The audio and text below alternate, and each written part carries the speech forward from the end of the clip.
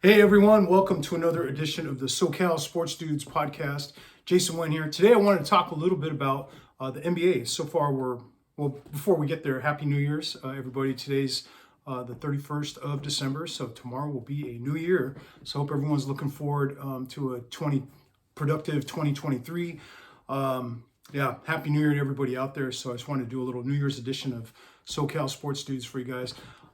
Hey, before we get started, smash the like button, leave some comments in the comment section there, and subscribe if you'd be so kind. I much appreciate that to help grow this channel. Like I said, today I want to talk a little bit about the NBA. Of course, I'm a Laker guy, but just bounce around the league real quick, just kind of give an update on the records and go through some possible trade candidates here. I always like seeing personnel movement and teams trying to improve and make moves. So just real quick, run through the East. The first seed if we were to do the playoffs today, Boston Celtics are ranked in the top spot there. You got the Bucks at second. Third down, Brooklyn. They've been hot lately, man. They've won about 12 straight, so they've climbed the standings there. Started off slow, but Cleveland, Philly at the 4 and 5 spots. You got Indy at 6, which is a little bit of a surprise. 7, you got Miami, and then New York are tied essentially for that spot. Atlanta right behind them, and then 10th Chicago. Bottom teams, of course, Detroit, Orlando, not doing so hot right now. Washington's kind of hanging in there. I wonder if they're going to make any sort of moves. Charlotte, another team that's got some players maybe to move. You wonder too, like some of these teams are in the Wembanyama sweepstakes. Are they going to kind of try to get their draft position and try to improve that they're standing there, or do they try to hang in the race there and maybe add a player or two? I think some of that isn't quite clear just yet, but it's gonna be interesting and worth keeping an eye on. Out in the West, Phoenix started off hot, but they've dropped now. So now the rankings are New Orleans, Denver, Memphis up at the top. Those are 3 teams that normally aren't up at the top of the Western Conference, but good for them. They've come up in the rankings. The Clippers are now in the 4 spot. Sacramento at 5, which is also a surprise, kind of like Indiana. They're hanging in there for now. 6, you got Dallas. 7, you got Phoenix. 8, Portland. 9, Golden State. They had a sluggish start. Utah, after a real hot start, is kind of leveled off. They're now 500. You got Minnesota. It's kind of, I guess the Gobert trade hasn't been maybe giving them the start that they were looking for. OKC, the Lakers are 13th right now, man. It's not good. Anthony Davis, of course, being hurt doesn't help. San Antonio and Houston. So Lakers only above 2 teams right now in the Western Conference. I would almost much rather have that draft pick if we're going to suck like this and try to get into Wembanyama sweepstakes. But those right now. This is, of course, just December 31st. Still a long way to go. Season's only about a little more than a third of the way through. So let's look real quick. Bounce around the league. I'm going to go Eastern and Western Conference, kind of in alphabetical order here. Trade candidates and just guys that rumored deals. Maybe they're going to be on the move. We'll have to at least keep an eye on it and see if indeed they are traded and what they can net in a return for these guys. Atlanta's rumored to be shopping John Collins. It's like they've been talking about that for a while. Haven't seen anything yet, but good, solid player, big forward who can hit threes. We would think be a guy who'd be high on a lot of people's list. Boston's mentioning maybe shopping Peyton Pritchard. Good guy off the bench for them, but they feel maybe they can, improve off of that. You got Charlotte with Gordon Hayward, maybe the Rozier, Kelly Oubre names are moved there. Chicago's a team that's worth keeping an eye on. They got a few names. Depending on which direction they're going to take this, do they hold steady and try to make a move up into the standings, or do they start moving on from some of the sounds? Sounds like there's been a little turmoil there, or chemistry issues there in the locker room. So you got Lonzo, you got Levine, you got DeRozan, Vucevic.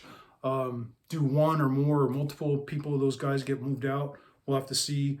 Detroit, it seems like Bogdanovich is a guy that's been high on a lot of people's lists. We'd love to see him in purple and gold for the right price. I think, you don't want to give away the farm and just get Bogdanovich, good role player who can shoot threes and score. But I mean, I don't know what exactly he's worth in a trade. The other thing, man, it seems like everybody's asking for the moon in any trade proposals. Like they all want multiple first round picks, and it's just like this is ridiculous. Like I think everyone's trying to like ride the wave of the Gobert trade, where Minnesota gave up the farm or 5 picks to get Gobert. And I think these other players aren't first and second round picks. I don't know if they're worthy of that, especially if their contracts are, not for the extended period. They're going to be expiring here. Do you really want to trade future assets and first round picks for guys that may not fit your system, may not even be there long? So anyway, Bogdanovich, I'd love to see him if the price was right. Indiana, Buddy Hield, the Miles Turner thing they were talking about, maybe he's now in negotiations to get an extension there. So he's been playing really good for him, as long as he stays healthy. Miami, Duncan Robinson, we'll have to see. He kind of fell out of the rotation there. The Knicks, you got Derrick Rose, Cam Reddish, possible moves. Fournier is another guy you hear mentioned out there in trade talks. Orlando, Terrence Ross, maybe Mo Bamba gets in there as a trade candidate.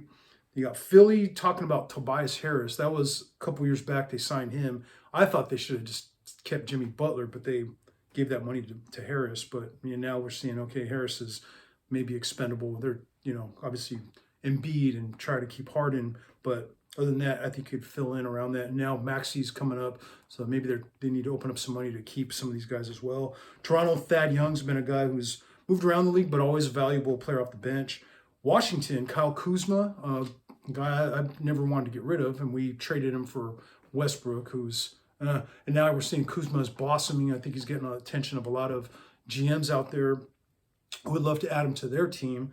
So Bradley Beal, I don't know if they're going to be looking to move on from him, but he's a guy that it seems like they pay him all this money and they're still getting the same results. 500, maybe right around there. One of the lower seeded teams in the East. It's like the same old thing there with Washington, no matter who they pay and what they who they acquire. But it'd be interesting. I think there's going to be some possible trades there. Kuzma is a guy who can opt out and probably going to get a good pay raise there in the open market. On the West, Houston's talking about maybe Eric Gordon being a guy that might be on the block there. Memphis, Danny Green. That'd be a good pickup for a lot of teams if once he's healthy, if he's recovered from this knee injury. You got Golden State there with Draymond Green. Do they do anything with that? Of course, Denver, Dallas above them alphabetically, but I don't know. Denver seems like they got a lot of the pieces in place that they want to try to work with. Dallas, I think, could add another piece to go with Luka, but I think Dallas is in the mention or trying to put their name in there for all these big names, and then they don't want to. What are you going to give up? Like their scraps for top level talent just doesn't seem to equate. And then all their draft picks, of course, going to be, toward the end of the first round with their record usually being pretty good. Clippers, maybe Luke Kennard gets moved out, good 3-point shooter. They got kind of a big contract there. I was a little surprised that they signed him to that much, but I guess that was 3-point shootings at a premium these days. So Lakers, team that I would love to see make a move if the price is right and if you could move around the right pieces here. Of course, Westbrook, a guy that has been doing pretty good as the sixth man. Does that warrant them holding on to him and keeping him long for the rest of this year? Maybe holding on to their draft picks or not including those picks in a trade to move him out. That's a mess, man. Pelinka, I don't know what some of these moves he's made over the last couple years. We've just been we've been heading the wrong direction, man. It's just ridiculous. Pat Bev and Kendrick Nunn, maybe 2 lesser salaries that could be moved along. I don't know what you can expect to get in return for those guys. Damian Jones, a guy that they signed that hasn't gotten a lot of playing time, I thought would contribute more than he has, but a lot of those center minutes are going to both Davis when healthy and Thomas Bryant has been really good for them. New Orleans, Devontae Graham, guy they picked up not long ago, but maybe they move on from him. OKC got Gilgeous-Alexander. He's got that big contract, of course, but I don't know. You wonder, is OKC going to be moving on from him if they can get something back? You never know with Sam Presti there. Kendrick Williams, another guy that you hear there. Phoenix, Jay Crowder, a guy who's haven't even played this year. Is he going to be finally moved on? What can they get in return for him? It seems like their asking price is kind of high. some of these guys, man, they all want to, want top return on these players that they're offering, and they're good players, they're role players, they're not the stars. So just like crazy these asking prices on some of these players. Portland, they move on from Keon Johnson. And now you got Lillard coming back. You got the other mix of players that they brought in with Hart and Jeremy Grant, and Simon's been real good. So and Portland's been kind of steady, holding it together with Lillard being a little bit in and out of the lineup. Sacramento's got Rashawn Holmes, good, solid, big man who could shoot from outside. Hasn't really kind of lost his role, I think, there with once they acquired Sabonis. So Holmes, maybe a valuable player for some teams. You hear about San Antonio maybe being in, trying to put themselves in position for Wembanyama. Josh Richardson, Jakob Poeltl. You got McDermott, who's maybe also a candidate to get traded there. Again, they all want first-round picks for everybody, but I don't know. These players could be useful. Some teams are out there around the league that can use some either shooters or 3-and-D type guys or big man. But I don't know. It sounds also, I've been hearing they might try and keep holding on to Jakob Poeltl there if they can agree to terms, and maybe he want to stay there. So I don't know. Even if then, it's like I wouldn't be giving up multiple first-round picks for the guy. He's solid, but we'll have to see. And then Utah, Jordan Clarkson is a guy that you hear mentioned. Mike Conley was a guy that was on the list before.